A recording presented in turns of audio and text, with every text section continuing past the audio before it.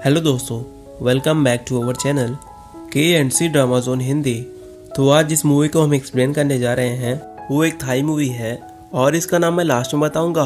तो चलिए दोस्तों, ज़्यादा देर न करते हुए मूवी को शुरू करते हैं। तो जैसे ही मूवी शुरू होती है हम एक रेस्टोरेंट को देखते हैं। वहाँ की सिर्फ ओए नाम की एक लड़की होती है। ओए का सपना होता है कि वो एक दिन दुनिया की सबसे बड़ी शेफ बने और दुनिया में खूब नाम कमाए।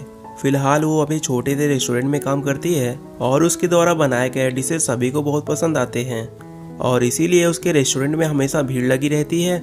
और एक दिन उसके रेस्टोरेंट में हंगर टीम का मेंबर जिसका नाम टोन होता है वो उसके रेस्टोरेंट में लंच करने के लिए जाता है।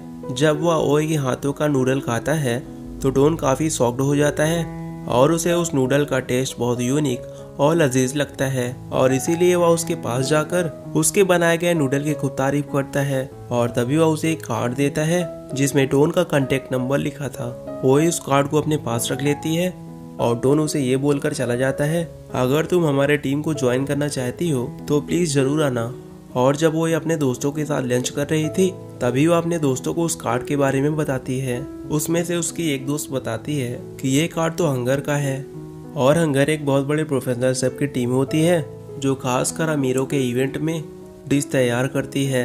और वह घर जाकर अपने दोस्त के लैपटॉप पर हंगर टीम के बारे में रिसर्च करना स्टार्ट कर देती है, जहां उसे हंगर टीम का मेन शेफ पॉल दिखता है। तभी वह देखती है कि पॉल काफी फेमस और प्रोफेशनल शेफ होता है।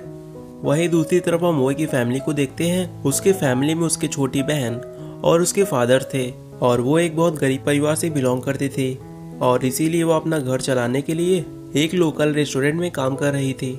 और अब हम नेक्स्ट डे का सीन देखते हैं जहां पर वो अपने रेस्टोरेंट में दोबारा से काम कर रही थी। तभी वहां पे फिर से हंगर टीम का मेंबर टोन ओए के पास जाता है और वो उसे फिर से अप्रोच करता है।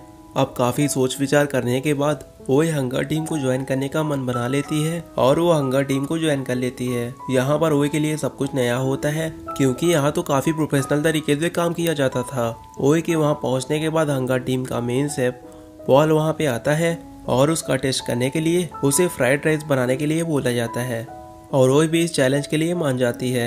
यहाँ पर ओए और एक हंगर टीम के मेंबर के बीच कंपटीशन चल रहा होता है।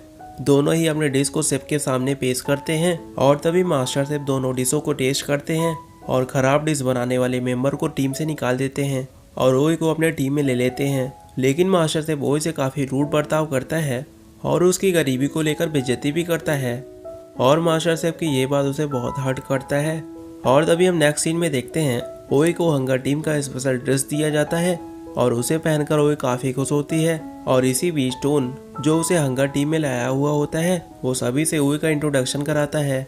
और इसी बीच टॉय नाम का एक रूड शेफ आता है जो सभी मेंबर्स को बताता है कि कल एक प्राइवेट बर्थडे पार्टी है और उस पार्टी में करीब करीब सभी एडल्ट लोग होंगे और हमें उनके लिए खाना बनाना है। और तभी मास्टर शेफ पॉल आते हैं जो सभी को डिनर के थीम के बारे में बता देते हैं। और इसी बीच मास्टर शेफ पॉल बीफ के मीट को परफेक्टली काट रहे होते हैं और वह ओए का टेस्ट लेने के लिए उसे भी उस बीफ के टुकड़े को काटने के लिए बोलते हैं। ओए काफी कोशिश करती है लेकिन वह शेफ पॉल जैसे परफेक्टली नहीं काट पाती और तभी शेफ पॉल उस पर बहुत चिल्लाने लगता है और उसे बोलता है, तुम्हारे पास एक नाइट का टाइम है, तुम्हें इसे काटना सीखना ही होगा वरना तुम्हें टीम से निकाल दिया जाएगा। अब सभी टीम मेंबर अपने अपने घर चले जाते हैं लेकिन वह पूरी रात प्रैक्टिस करती है और इस दौरान उसके हाथ भी काफी बार जलते हैं लेकिन वह हार नहीं मानती और वह किचन में ही सो जाती है। अब जब नेक्स्ट डे टीम के मेंबर्स किचन में पहुंचते हैं तो वह ओए को जगाते हैं और तभी शेफ पॉल भी वहां आ जाते हैं। तभी ओए बीफ के टुकड़े को परफेक्टली काटती है और फिर उसे पकाकर मास्टर शेफ को खिलाती है। उसकी ऐसी मेहनत देखकर शेफ पॉल भी काफी खुश हो जाते हैं और अब उसकी जॉब भी पक्की हो जाती है।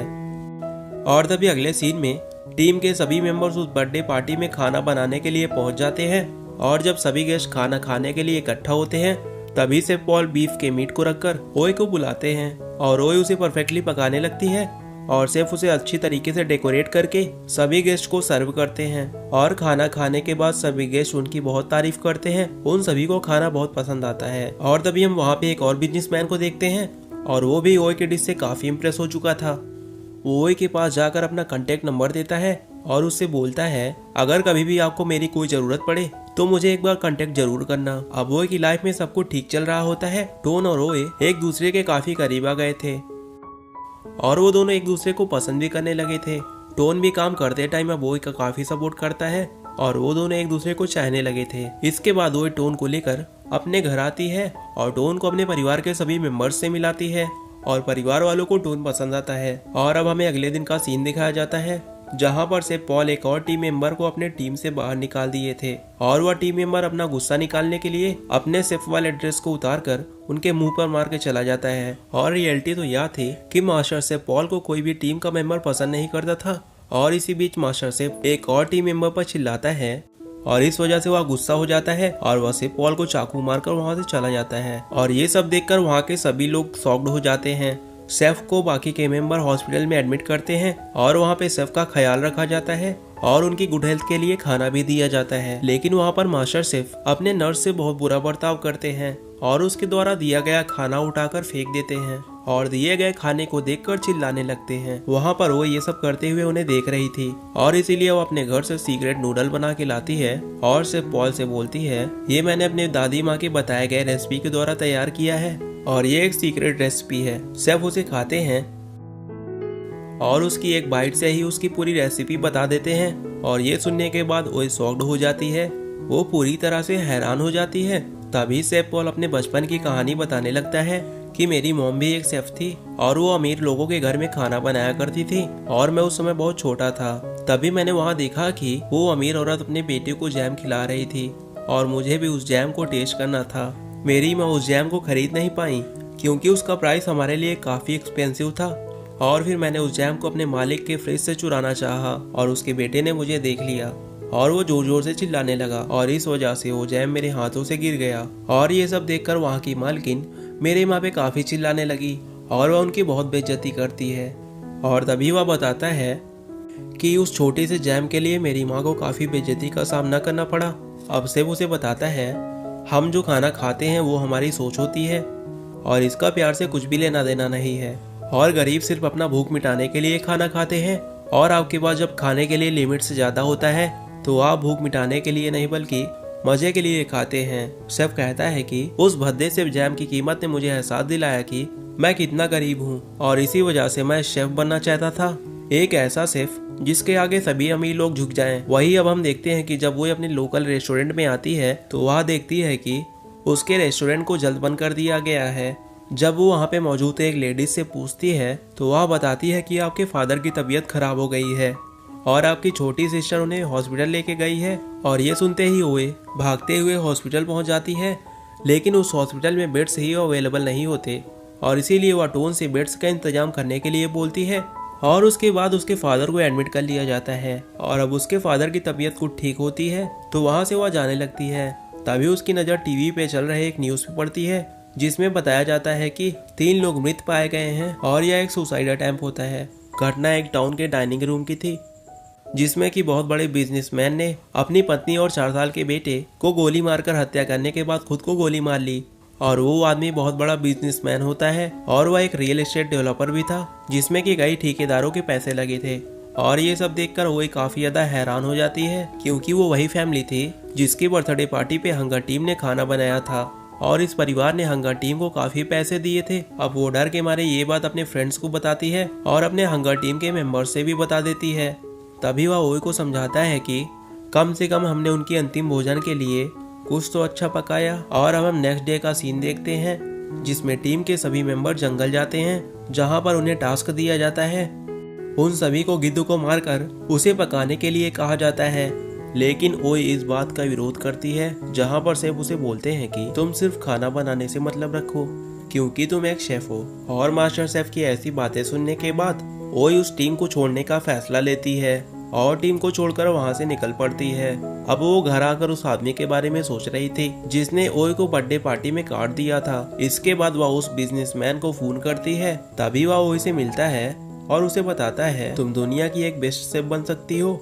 और वह उसकी मदद से खुद का अपना किचन शुरू करती है और वो अपने किचन का नाम फ्लेम रखती है। अब ओए की टीम में काफी लोग काम करने लगे थे और वो अपने टैलेंट के दम पर कई सारे न्यू टेस्टी डिशेस बनाती है जिसे सभी लोग बहुत पसंद करते हैं। और धीरे धीरे ओए का नाम भी काफी फेमस हो जाता है। दूर दूर से लोग उसके पास खाना खाने के लिए आते थे।